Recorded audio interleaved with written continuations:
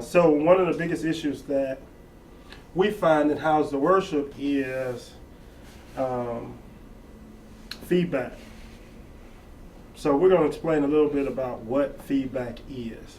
So Bob is going to tell us from the speaker waveform monitor point of view. In terms of feedback, the first mistake that pastors and quote-unquote engineers have a problem with is feedback is the mic's out in front of the speaker that generates a waveform that causes feedback. In a waveform on an oscilloscope, if we was watching it on a meter, it does peaks and it goes positive to negative peaks. But what happens is if you overdrive the signal, it's going to square off because there's no further way it can go. It's going to square off at the bottom and at the top. And as you know, a speaker is round, so our biggest thing is you can't get a square through a round circle. The lack of training with EQing is one of the biggest problems with engineers nowadays. When pastors are saying, or singers are saying, turn up, turn up, turn up, but they have a novice behind the board that don't know nothing about EQing, don't know nothing about, don't know nothing about sound, period. Waveforms, frequencies, it's certain things that I know me, Mike, and Bob here, and we could be like, okay, that's 2K, that's 500 hertz, that's, but most of the new novice kids, they don't learn that. Most of them are growing up in studios, they don't even know live sound. They get thrown in live sound, they call themselves live sound engineers, but they just don't have the training.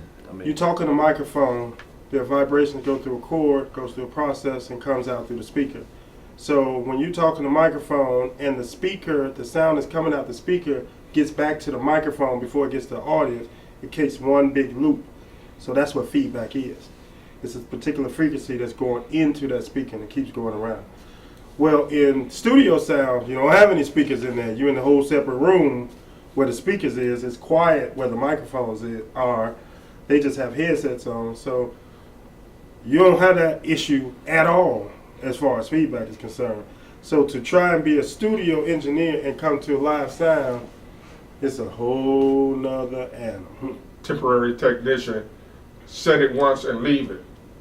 It's not like that. Right. Next week can be a whole nother situation. You can put 35 years of experience into one pastor may a have 2-week course, Pastor can have a cold 1 week, so you got to push them a little harder. Right. Do you have headroom? Right. You have different signal singers that has different outputs. Some sing soft, some sing very dynamic. That comes again to the engineer.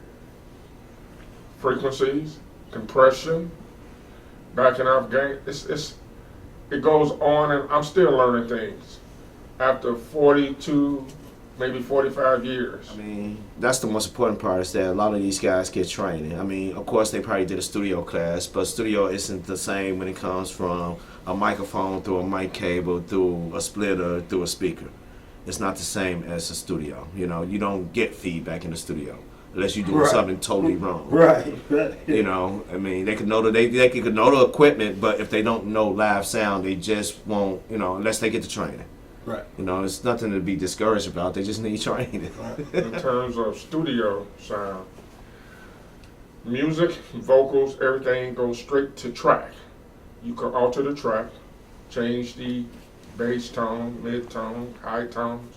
When you're doing live sound, you have to hit it on it first. You don't have a chance to go back and redo it. In terms of notching down frequencies, you have to do that during your sound checks.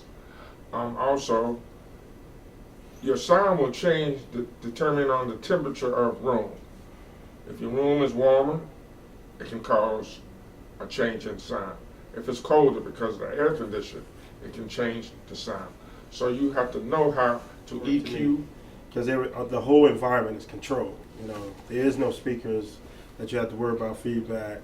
You're basically using the EQ in a whole nother dynamic. You can actually boost frequencies because you just want to make it sound like what you want to sound because you don't have that issue of worrying about that feedback thing. When you go live, though, your EQ has a totally different function. You're using your EQ to cut frequencies. the things you don't want. You're trying to stay as flat as you possibly can. And, you know, you only get one chance to get it right when it's all said and done for a live show. I spent my money on this concert. I thought this artist was going to give me the best concert. I'm a fan, but now I don't know if I'm a fan anymore because I went to a concert and they sounded terrible. They CD sounded great, but they live sound terrible. Yeah. They band sound terrible.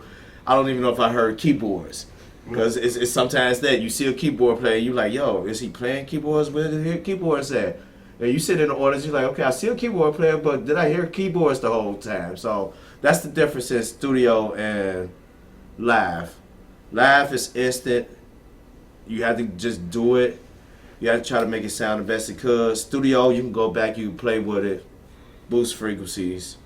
You can make sounds in the studio. Live, you can't make a sound. It is what it is. I mean, it depends on the sound engineer.